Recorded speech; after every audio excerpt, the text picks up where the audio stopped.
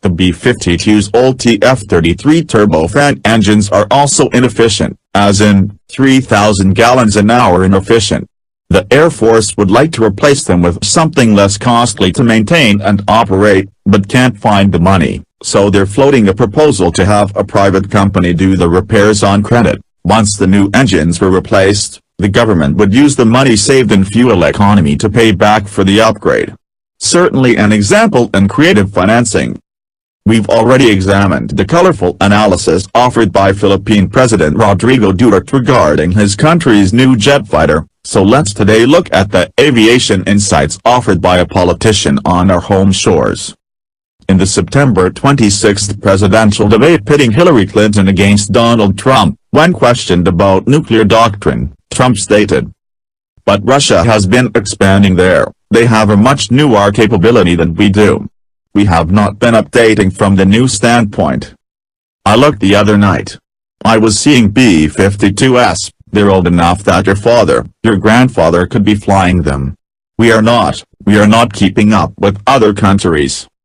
The gist of it appears to be the B-52 is an obsolete airplane that proves that the United States Air Force has fallen behind the rest of the world, particularly Russia.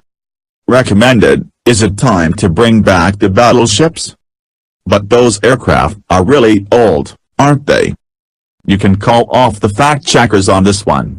The B-52 Stratofortress first flew in 1952 and ended its production run in 1962, so the 76 B-52 AHS and Air Force service are older than nearly anyone flying them. Trump is literally accurate in stating that your grandfather may have flown the plane, and that there is at least one family with 3 generations of B-52 crew members. Such a storied plane is worthy of its own profile. How many planes can claim their own hairstyle, 1970s rock band, and cocktail ? But we'll stick to the questions of its current relevance for now. The B-52, nicknamed the Buff, was originally intended to drop nuclear gravity bombs on the Soviet Union. That would already have been suicidal by the end of the 1960s given the rapid improvement of surface-to-air and air-to-air missiles, and would be even more so today. So what are they good for? Why is the U.S. Air Force still flying them? The B-52 has been deployed in virtually every major military conflict the United States has engaged in since the Gulf War. Why? The B-52 still has 2 things going for it. It can carry a lot of bombs and missiles. And it can carry them very far, 8,800 miles, before even factoring in-flight refueling. Which you should. The airframe also has a lot of space for upgrades. So basically, it's a long-distance bomb and missile truck. What if the target has air defenses? Then each B-52 can lug up to 20 AGM-86 air-launched cruise missiles, which can carry both nuclear and conventional warheads, across oceans and launch them from hundreds of miles away. Recommended, 5 ultimate battleships. If you need to surge a ton of firepower somewhere halfway across the world from the nearest air base, the capability is there. But B-52s often haven't had to use expensive cruise missile, because most of America's recent opponents, such as the Taliban in Afghanistan or ISIS in Middle East, don't have the powerful surface-to-air missiles necessary to shoot at the B-52 flying at high altitude. B-52s loaded with 12 STEM GPS-guided bombs or 4 to 10 GBU laser-guided bombs can orbit over battle zones, awaiting close air support requests from troops on the ground. Of course a jet fighter can do the same job, but fighters have shorter range, and can loiter overhead for nearly as long. When the United States intervened against the Taliban in Afghanistan in 2001, it was B-52s and more modern B-1s flying from the United States lugging precision-guided bombs that dropped much of the initial ordnance because the U.S. Air Force did not yet have local air bases from which its fighters could operate from. Recommended, 5 most deadly aircraft carriers. Today, B-52s are actively flying missions against ISIS and the Taliban. I heard they'd be a great way to carpet bomb ISIS. Carpet bombing involves dropping hundreds or thousands of unguided bombs to carpet the target area. It's an indiscriminate technique which does have a nasty shock effect. The B-52 is certainly capable of it. It can carry 51 conventional 500 or 750-pound bombs, or around 40 cluster bombs. B-52s did perform low-level carpet bombing attacks against Iraqi troops stuck in exposed defensive positions in the middle of the desert during the 1991 Gulf War. However, the Air Force is uninterested in carpet bombing today. It only works against densely concentrated targets, which certainly is not typical of the opponents it fights today. It also produces tons of collateral damage and couldn't be employed near civilian areas without causing heavy civilian casualties for minimal military benefit. Carpet bombing during World War II, even on the occasions it was militarily effective, produced disproportionately civilian, and at times even friendly, casualties. Blowing up an ISIS-held city would clearly be a war crime, and if that isn't enough to dissuade, then the obvious political and military consequences should be. So what else are the buffs good for? Being able to fly over great distances for hours is very handy for patrolling and interdicting large bodies of water. Think of the vastness of South China Sea, the control of which is contested by China.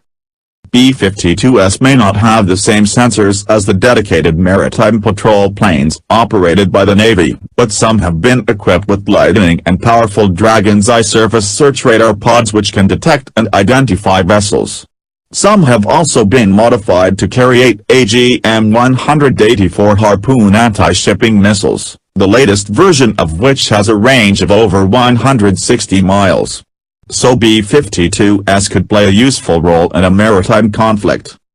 Now that we're back to talking about the B-52 as a sort of missile truck, there is even talk of using them as flying arsenal planes, possibly even to carry anti-aircraft missiles. Insanity, you say? Hear this one out. U.S. fighters are limited in the numbers of air-to-air missiles they can carry, particularly stealth fighters. This could be a problem if faced by a numerically superior force. So instead, stealth fighters could ride point and use their hard-to-detect active electronically scanned array radars to spot approaching enemy aircraft, and then use data links and networking to relay that data to another platform such as a ship, or an arsenal plane such as a B-52 or B-1 loaded with dozens of very long-range air-to-air missiles.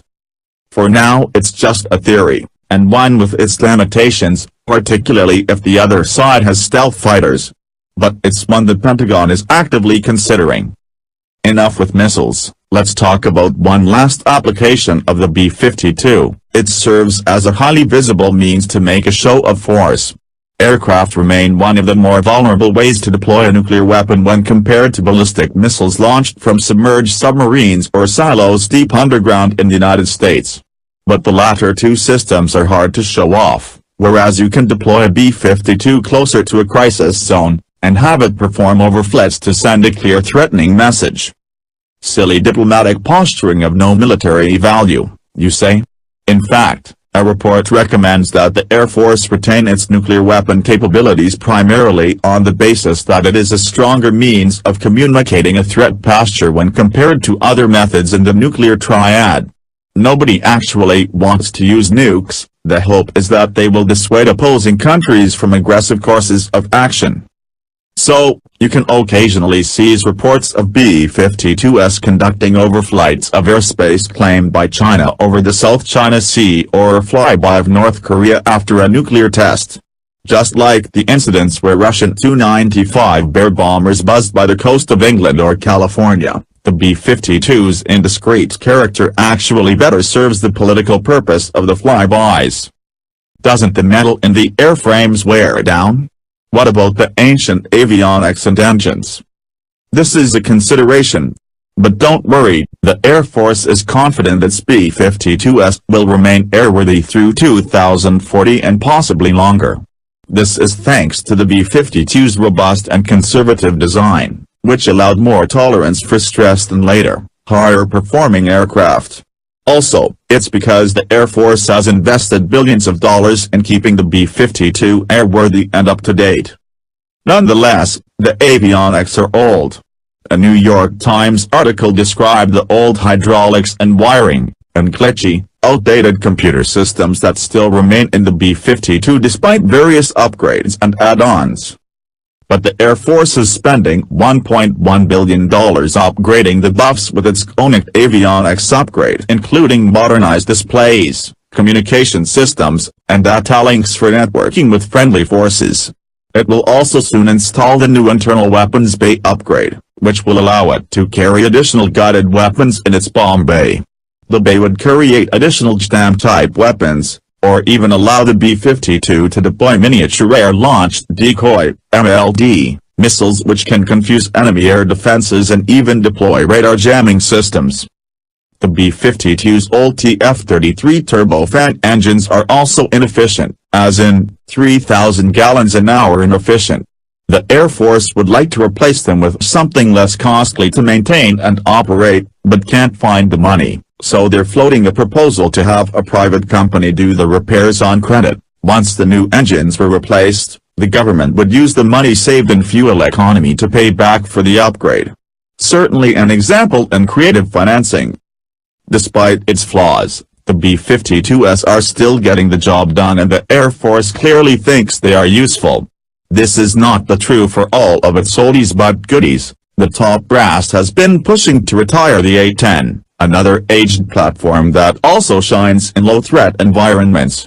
In 2015, after a B-52 crashed in an accident, the Air Force spent $13 million regenerating a B-52H retired to its famous aircraft boneyard in the Arizona desert to take its place, simply because $13 million is way less than the cost of any new bomber.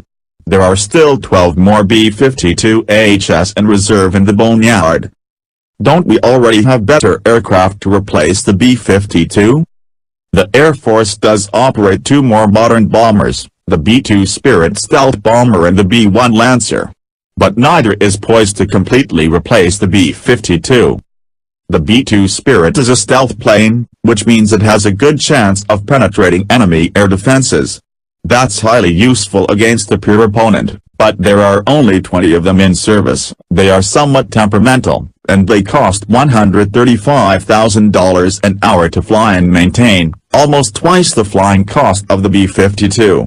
That expense, and the Spirit's reduced fuel and bomb load mean that it's not really ideal to use it as an everyday bomb truck in relatively safe environments nor to serve as a maritime patrol plane, though in the event of war with the pure power, its stealth abilities would certainly pay off. Nor is an undetectable stealth plane great for the whole diplomatic big stick mission either. The B-1B Lancer, on the other hand, does perform largely similar missions to the B-52, and it can carry more munitions, fly 25% faster, 830 miles per hour, and with less visibility on radar. But in today's air defense environment, it's still too visible to be a proper stealth plane, and too slow to avoid interception. So even though it's better than the B-52, the Air Force still would be reluctant to send it into well-defended environments. In the end, the B-1, popularly nicknamed Bones, have been used quite effectively to deploy laser-guided bombs and cruise missiles from high above, just like the B-52. The B-1B is generally superior and has a lower operating cost of $60,000 an hour compared to the $70,000 required by the B-52, though it's also hampered by a lower availability rate. In the end, because the Air Force maintains only 63 B-1s, the B-52s fill in when the Lancers are unavailable. Or simply need a break, which is how B-52s came to be deployed in the fight against ISIS earlier this year. But what the future? The Air Force just announced this year they are going ahead with the procurement of the B-21 Raider, formerly known as the Long-Range Strike Bomber. The B-21 is a stealth aircraft that rather resembles the B-2 Spirit. The idea behind the new B-21 is to have a long-range bomber that can cross oceans and operate undetected by powerful air defense radars deployed by China and Russia, including low-band radars normally more effective at detecting stealth planes. It'll be absolutely huge. Though only figuratively, it's thought to be slightly smaller than the B-2. The B-21s are priced at over $500 million apiece, before the inevitable cost inflations, So you certainly can't say the Air Force is failing to invest in new technology, though some argue the Pentagon should have negotiated a final price that's less furtive than the aircraft. But doesn't Russia have a much newer capability than we do? Russia currently operates three types of bombers: the speedy Tu-22M3 backfire, the even faster and larger Tu-160S Blackjack, and the Tu-95 Bear, all capable, Cold War-era designs. However, none of them are stealth aircraft capable of penetrating enemy air defenses like the B-2 or the forthcoming B-21. The swing-wing Tu-22M3 can fly over 70% faster than the B-1, but at the expense of carrying much less armament and fuel. Speed has not proven a sure defense for the type. One was shot down by Georgian surface-to-air missiles in 2008. The massive Tu-160 is a sort of swing-wing mega-bomber. It can attain Mach 2, can fly even further than the B-1, and can carry nearly as much weaponry. They are also extremely expensive to produce, maintain, and operate. Russia only has 16, many of which are not currently in flying condition. Like the B-1, though it has a reduced radar cross-section, it's not a plane that wants to be anywhere close to enemy air defenses. Finally, we come to Russia's 6Ts Tu-95 SMS and Tu-142 Bears, which basically serve as Russia's B-52s. The Bear is just as old, first flight in 1952, it's assigned roughly similar missions: maritime patrol, lugging cruise missiles, scaring foreign countries, and it does them pretty well. But the propeller-powered plane is nonetheless slower, intolerably noisy, and carries less than half the bomb load of the B-52. To round it out, the only other heavy bombers used in extensive numbers today are China's 120 H-6S, upgrades of Cold War Tu-16S with inferior range and payload compared to the B-52. Could this new capability be referring to something other than bombers? Russia indeed has come out with a lot of new weapon systems recently, but in the air, it's largely a game of catch-up. Russia's new Su-35, which is in limited production, may arguably have an edge over the F-15 Eagle, which entered in service in 1976, but not the F-22 Raptor stealth fighter. Russia is developing its own T-50 stealth fighter. The 12 currently on order would give Russia 1/10 the number of Raptor stealth fighters the United States already possesses in operational units, without counting the newer, though less capable, F-35s. Arguably, in ground warfare technology that Russia has made some bigger strides with its new T-14 armored tank, of which 100 are on order. But for now it relies primarily on thousands of T-72s, upgraded versions of the type devastated by U.S. ground and air forces in the 1991 Gulf War. Russian missiles do appear to have daunting capabilities, including the upcoming sea-launched Zircon missile, the S-400 surface-to-air missile, and the Iskander short-range ballistic missile system, the latter weapon type the Russians rely on more because they can't assume air power will do the job for them. And of course, Russia still retains the capacity to bring about a nuclear apocalypse with intercontinental ballistic missiles, just like the United States can. There's no denying that Russia has made some major improvements in its military capabilities in recent years, despite its floundering economy.